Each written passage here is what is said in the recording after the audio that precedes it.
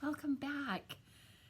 Oh, have you been thinking about this book and how Morrie is facing the end of his life and how it might change the way you or people you know face the end of their life? I know that Kirk and I know you've heard me talk about my sweetheart Kirk. We've talked about this through the last week, and I said, this is probably the fourth or fifth time that I have read this book.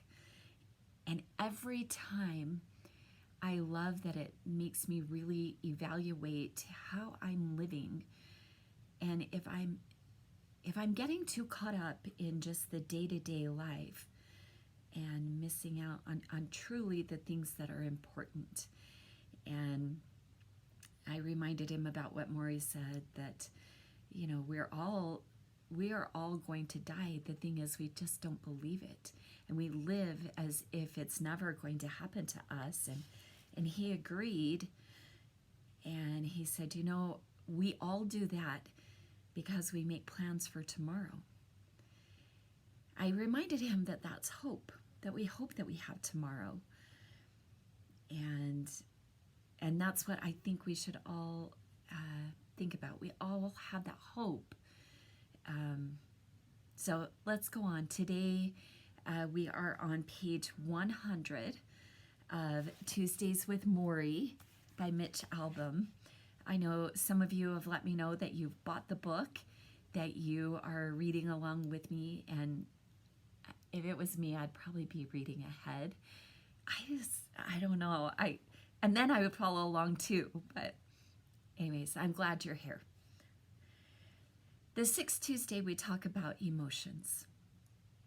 I walked past the mountain laurels and the Japanese maples, up the bluestone steps of Morrie's house. The white rain gutter hung like a lid over the doorway. I rang the bell and was greeted not by Connie, but by Morrie's wife, Charlotte, a beautiful gray-haired woman who spoke in a lilting voice. She was not often at home when I came by. She continued working at MIT, as Morrie wished, and I was surprised this morning to see her. Morrie's having a bit of a hard time today, she said.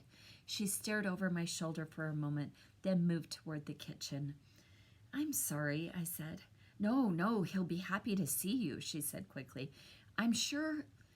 She stopped in the middle of the sentence, turning her head slightly, listening for something. Then she continued, I'm sure he'll feel better when he knows you're here. I lifted up the bags from the market, my normal food supply, I said jokingly, and she seemed to smile and fret at the same time. There's already so much food, he hasn't eaten any from last time. This took me by surprise. He hasn't eaten any? I asked. She opened the refrigerator and I saw familiar containers of chicken salad, vermicelli, vegetables, stuffed squash, all things I had bought for Morrie. She opened the freezer and there was even more. Morrie can't eat most of this food. It's too hard for him to swallow. He has to eat soft things and liquid drinks now. But he never said anything, I said. Charlotte smiled. He doesn't want to hurt your feelings.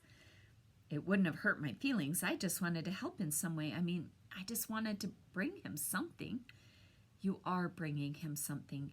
He looks forward to your visits. He talks about having to do this project with you, how he has to concentrate and put the time aside. I think it's giving him a good sense of purpose. Again, she gave that faraway look, the turning in something from somewhere else. I knew Morrie's nights were becoming difficult, that he didn't sleep through them, and that meant Charlotte often did not sleep through them either. Sometimes Morrie would lie awake, coughing for hours. It would take that long to get the phlegm from his throat. There were healthcare workers now staying through the night and all those visitors during the day, former students, fellow professors, meditation teachers, tramping in and out of the house. On some days, Morrie had a half a dozen visitors, and they were often there when Charlotte returned from work. She handled it with patience, even though all these outsiders were soaking up her precious minutes with Morrie. A sense of purpose, she continued. Yes, that's good, you know. I hope so, I said. I helped put the new food inside the refrigerator. The kitchen counter had all kinds of notes, messages, information, medical instructions. The table held more pill bottles than ever. Celestone for his asthma, Ativan to help him sleep, naproxen for infections, along with a powdered milk mix and laxatives. From down the hall, we heard the sound of a door open. Maybe he's available now. Let me go check. Charlotte glanced again at my food, and I felt suddenly ashamed. All these reminders of things Morrie would never enjoy. The small horrors of his illness were growing, and when I finally sat down with Morrie, he was coughing more than usual, a dry, dusty cough that shook his chest and made his head jerk forward. After one violent surge, he stopped, closed his eyes, and took a breath. I sat quietly because I thought he was recovering from his exertion. Is the tape on? He said suddenly, his eyes still closed. Yes, I quickly said, pressing down the play and record buttons. What I'm doing now, he continued, his eyes still closed, is detaching myself from this experience. Detaching yourself? Yes, detaching myself. And this is important, not just for someone like me who is dying, but for someone like you who is perfectly happy. Learn to detach. He opened his eyes. He exhaled. You know what the Buddhists say? Don't cling to things because everything is impermanent. But wait, I said, aren't you always talking about experiencing life, all the good emotions, all the bad ones? Yes. Well, how can you do that if you're detached? Ah, you're thinking, Mitch. But detachment doesn't mean you don't let the experience penetrate you. On the contrary, you let it penetrate you fully. That's how you're able to leave it. I'm lost. Well, take any emotion, love for a woman, or grief for a loved one, or what I'm going through, fear and pain from a deadly illness. If you hold back on the emotions, if you don't allow yourself to go all the way through them, you can never get to being detached. You're too busy being afraid. You're afraid of the pain. You're afraid of the grief. You're afraid of the vulnerability that loving entails. But by throwing yourself into these emotions, by allowing yourself to dive in all the way over your head even, you experience them fully and completely. You know what pain is. You know what love is. You know what grief is. And only then can you say, all right, I've experienced that emotion. I recognize that emotion. Now I need to detach from that emotion for a moment. Morrie stopped and looked me over, perhaps to make sure I was getting this right. I know you think this is just about dying, he said, but it's like I keep telling you, when you learn how to die, you learn how to live. Morrie talked about his most fearful moments, when he felt his chest locked in heaving surges, or when he wasn't sure where his next breath would come from. These were horrifying times, he said, and his first emotions were horror, fear, anxiety. But once he recognized the feel of those emotions, their texture, their moisture, the shiver down the back, the quick flash of heat that crosses your brain, then he was able to say, okay, this is fear. Step away from it. Step away. I thought about how often this was needed in everyday life, how we feel lonely, sometimes to the point of tears, but we don't let those tears come because we're not supposed to cry, or how we feel a surge of love for a partner, but we don't say anything because we're frozen with the fear of what those words might do to the relationship. Morrie's approach was exactly the opposite. Turn on the faucet. Wash yourself with the emotion.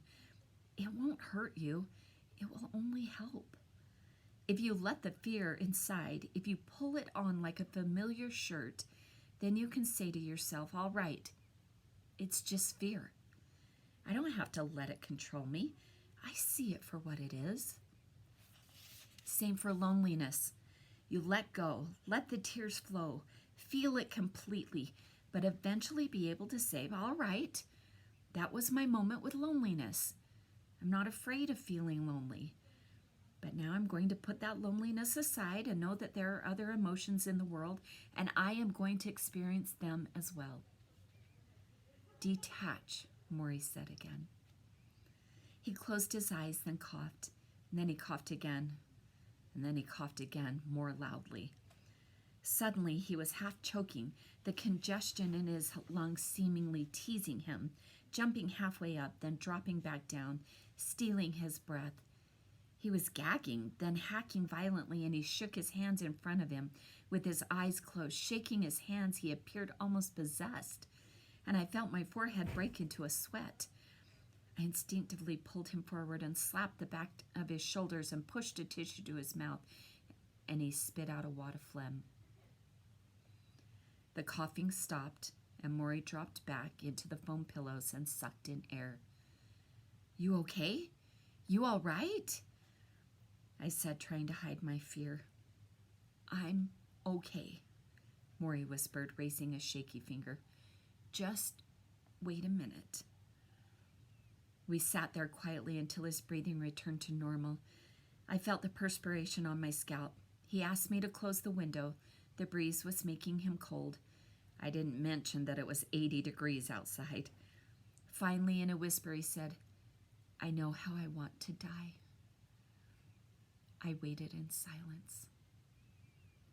I want to die serenely, peacefully, not like what just happened.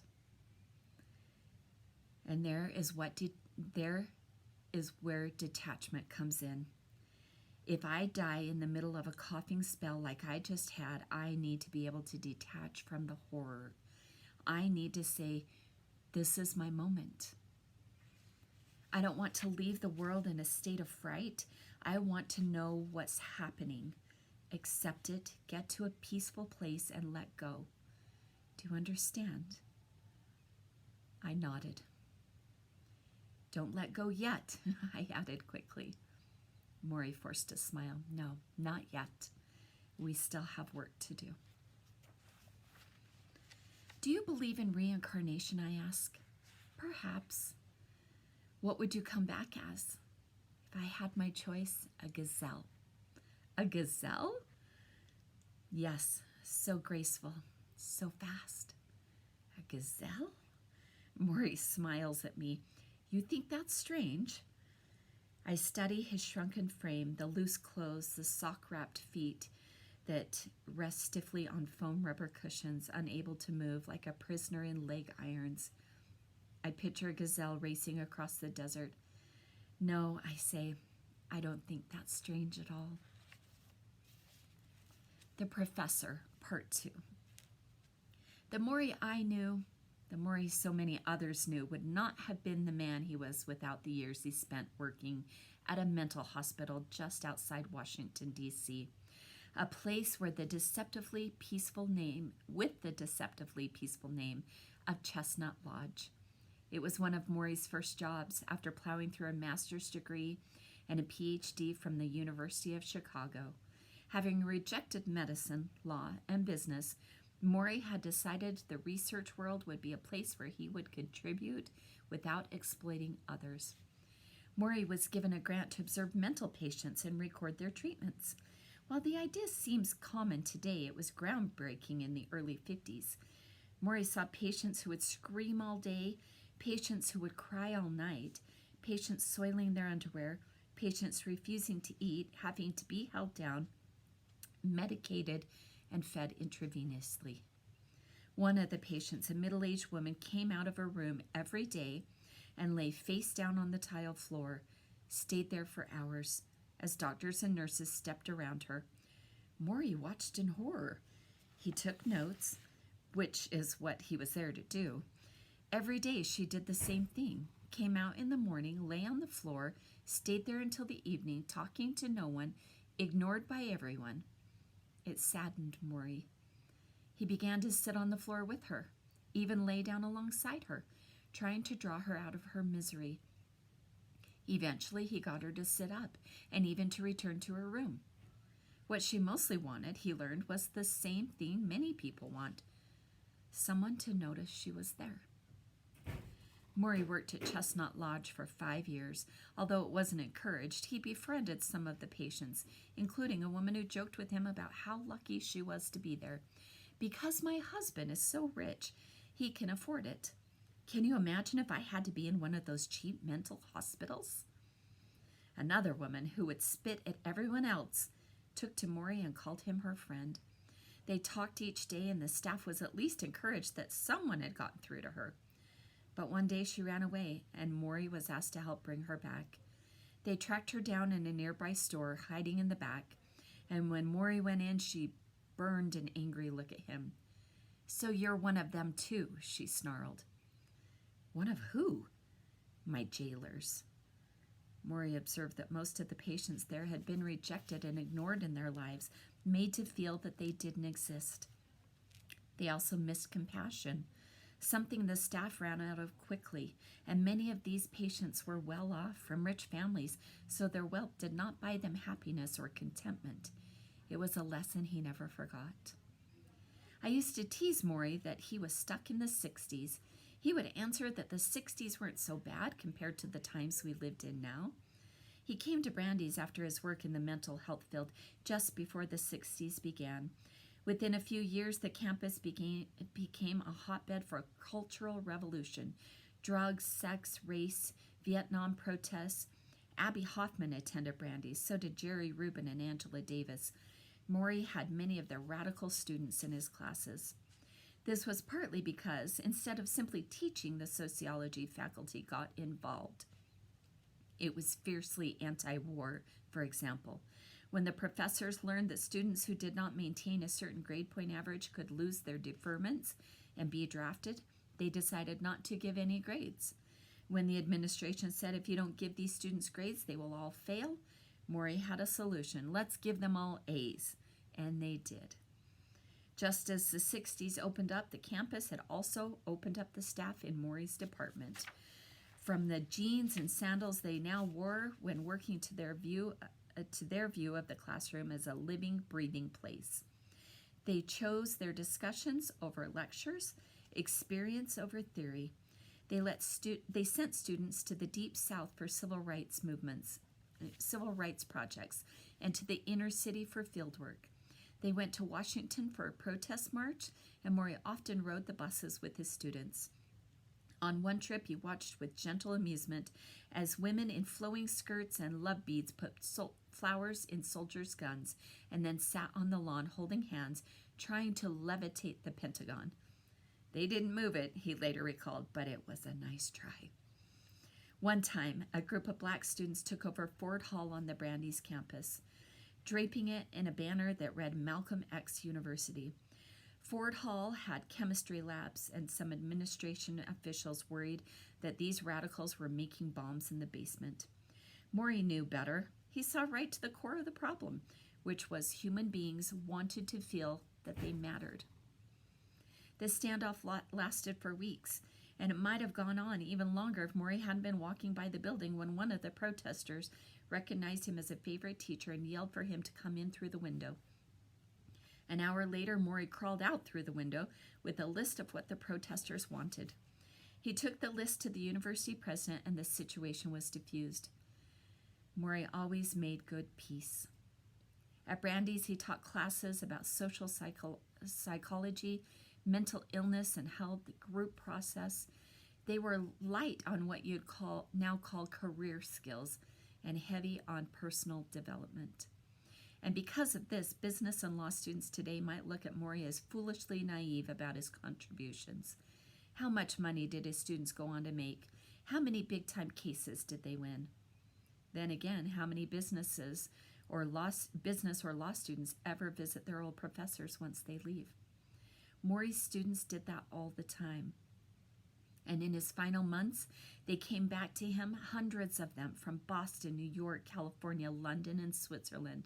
From corporate offices and inner city school programs, they called, they wrote, they drove hundreds of miles for a visit, a word, a smile. "I've never had another teacher like you," they all said. As my visits with Morrie go on, I begin to read about death, how different cultures view the final passage. There's a tribe in the North American Arctic, for example, who believe that all things on earth have a soul that exists in a miniature form of the body that holds it, so that a deer has a tiny deer inside it, and a man has a tiny man inside him. When the large being dies, that tiny form lives on. It can slide into something being born nearby, or it can go to a temporary resting place in the sky, in the belly of a great feminine spirit, where it waits until the moon can send it back to earth. Sometimes, they say, the moon is so busy with the new souls of the world that it disappears from the sky. That is why we have moonless nights. But in the end, the moon always returns, as do we all. That is what they believe. On the 7th Tuesday, we talk about the fear of aging. Morrie lost his battle. Someone was now wiping his behind. He faced this with typically brave acceptance. No longer able to reach behind him when he used the commode, he informed Connie of his latest limitation. "Would you be embarrassed to do it for me?" She said no. I found it typical that he asked her first. It took some getting used to, Morrie admitted, because it was, in a way, complete surrender to the disease. The most personal and basic things had now been taken from him. Going to the bathroom, wiping his nose, washing his private parts, with the exception of breathing and swallowing his food, he was dependent on others for nearly everything. I asked Morrie how he managed to stay positive through that. "Mitch, it's funny," he said. "I'm an independent person, so my inclination was to fight all of this. Being helped from the car, having someone else dress me. I felt a little ashamed because our culture tells us we should be ashamed if we can't wipe our own behind. But then I figured, forget what the culture says. I have ignored the culture much of my life. I'm not going to be ashamed. What's the big deal?" And you know what? The strangest thing? What's that? I began to enjoy my dependency. Now, I enjoy when they turn me over on my side and rub cream on my behind so I don't get sores, or when they wipe my brow or they massage my legs. I revel in it. I close my eyes and soak it up, and it seems very familiar to me. It's like going back to being a child again. Someone to bathe you, someone to lift you, someone to wipe you. We all know how to be a child. It's inside all of us. For me, it's just remembering how to enjoy it. The truth is, when our mothers held us, rocked us, stroked our heads, none of us ever got enough of that. We all yearn in some way to return to those days when we were completely taken care of. Unconditional love, unconditional attention. Most of us didn't get enough. I know I didn't. I looked at Morrie and I suddenly knew why he so enjoyed my leaning over and adjusting his microphone, or fussing with the pillows, or wiping his eyes. Human touch. At 78, he was giving as an adult and taking as a child. Later that day, we talked about aging, or maybe I should say the fear of aging, another of the issues on my what's bugging my generation list. On my ride from the Boston airport, I had counted the billboards that featured young and beautiful people. There was a handsome young man in a cowboy hat smoking a cigarette, 2 beautiful young women smiling over a shampoo bottle, a sultry-looking teenager with her jeans unsnapped, and a sexy woman in a black velvet dress next to a man in a tuxedo, the 2 of them snuggling a glass of scotch.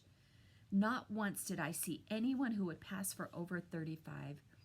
I told Morrie I was already feeling over the hill, much as I tried desperately to stay on top of it. I worked out constantly, watched what I ate, checked my hairline in the mirror. I'd gone from being proud to say my age because of all I had done so young, to not bringing it up for fear I was getting too close to 40, and therefore professional oblivion. Morrie had aging in better perspective. "All this emphasis on youth, I don't buy it," he said. "Listen, I know what a misery being young can be. So don't tell me it's so great. All these kids who came to me with their struggles, their strife, their feelings of inadequacy, their sense that life was miserable, so bad they wanted to kill themselves. In addition to all those miseries, the young are not wise. They have very little understanding about life. Who wants to live every day when you don't know what's going on? When people are manipulating you, telling you to buy this perfume and you'll be beautiful, or this pair of jeans and you'll be sexy, and you believe them. It's such nonsense. Weren't you ever afraid to grow old? I asked. Mitch, I embrace aging. Embrace it? Well, it's very simple. As you grow, you learn more. If you stayed at 22, you'd always be as ignorant as you were at 22. Aging is not just decay, you know. It's growth. It's more than the negative that you are going to die. It's also the positive that you understand you are going to die and that you live a better life because of it. Yes, I said, but if aging were so valuable, why do people always say, oh, if I were young again? You never hear people say, I wish I were 65. He smiled. You know what that reflects? Unsatisfied lives, unfulfilled lives. Lives that haven't found meaning. Because if you found meaning in your life, you don't want to go back. You want to go forward. You want to see more, to do more. You can't wait until 65. Listen, you should know something. All younger people should know something. If you're always battling against getting older, you're always going to be unhappy because it will happen anyhow. And Mitch, he lowered his voice, the fact is, you are going to die eventually. I nodded. It won't matter what you tell yourself. I know. But hopefully, he said, not for a long, long time. He closed his eyes with a peaceful look and then asked me to adjust the pillows behind his head. His body needed constant adjustment to stay comfortable. It was propped in the chair with white pillows, yellow foam, and blue towels. At a quick glance, it seemed as if Morrie were being packed for shipping. Thank you, he whispered as I moved the pillows. No problem, I said. Mitch, what are you thinking? I paused before answering. Okay, I said. I'm wondering how you don't envy younger, healthy people. I'm sorry, I'm starting to cry again. Oh, goodness, friends. You know, I think this is the perfect time for me to be reading this book. I just turned 55 over the weekend. I am officially old enough to join the senior center that I so happily stand at the helm of. And every day I try to bring some happiness and joy to those who attend. I almost feel like it's my life's calling, that's why I'm on earth. And I really relate to Morrie in the sense of I want to live my life in such a way that even if today was my final day, that I left this world full of joy. And what I left behind were joyful memories. Not complaining, not unhappiness, but that I left a light in others that could help light the world with happiness. I've thought about that a lot. Again, with the birthday and in reviewing Morrie's life in words and being reminded that we too, me personally, I'm not here forever.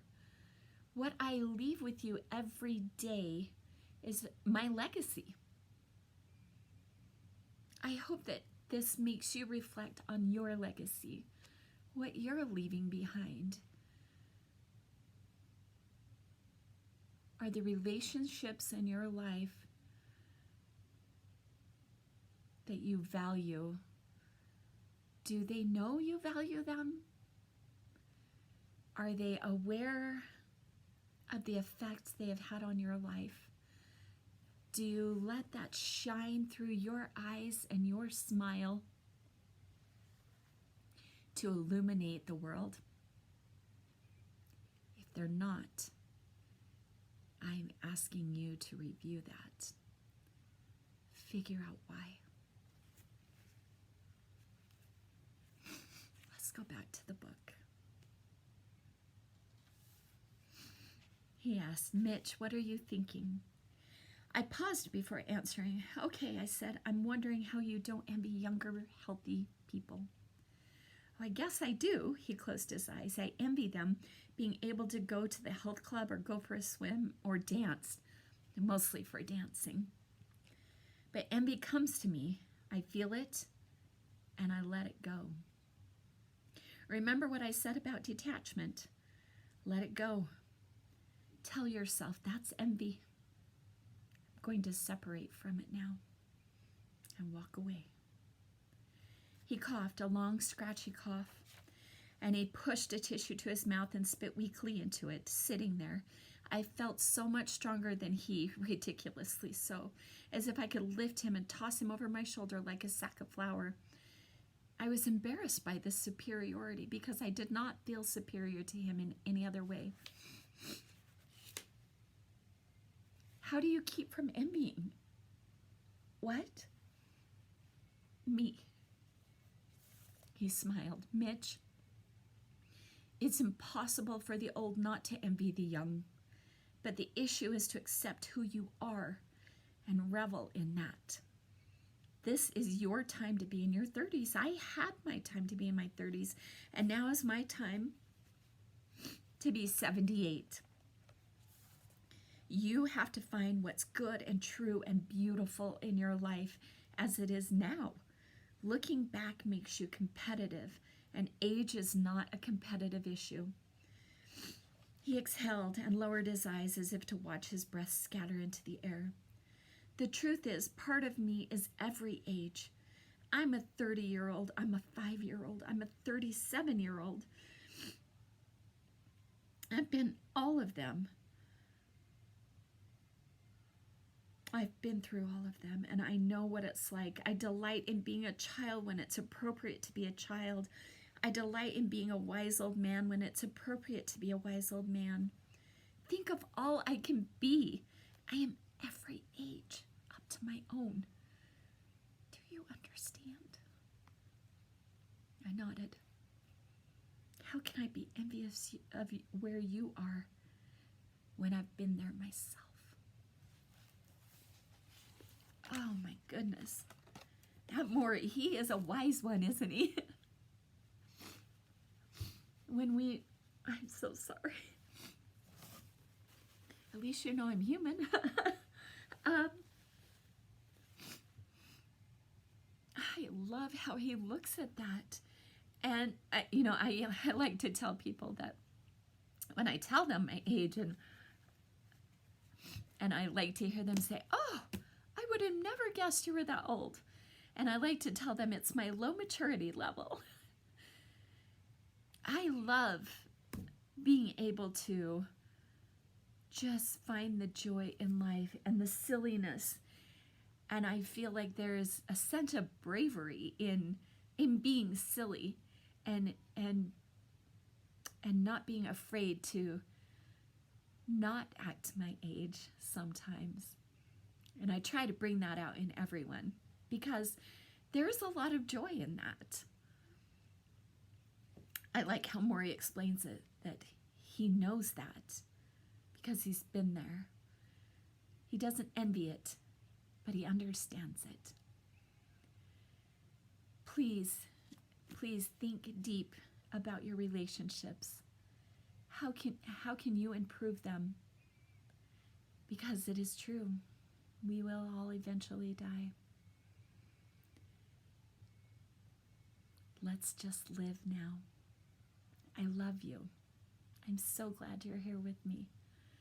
I hope you'll continue to be here with me. I've already chosen the next book we're going to read, guys. I'm so excited to share these things with you because they have truly affected my life and made me see things in a different way. And if I can share that with you, I'm just delighted about it. I hope you have a beautiful week. I'll see you soon. Till next time.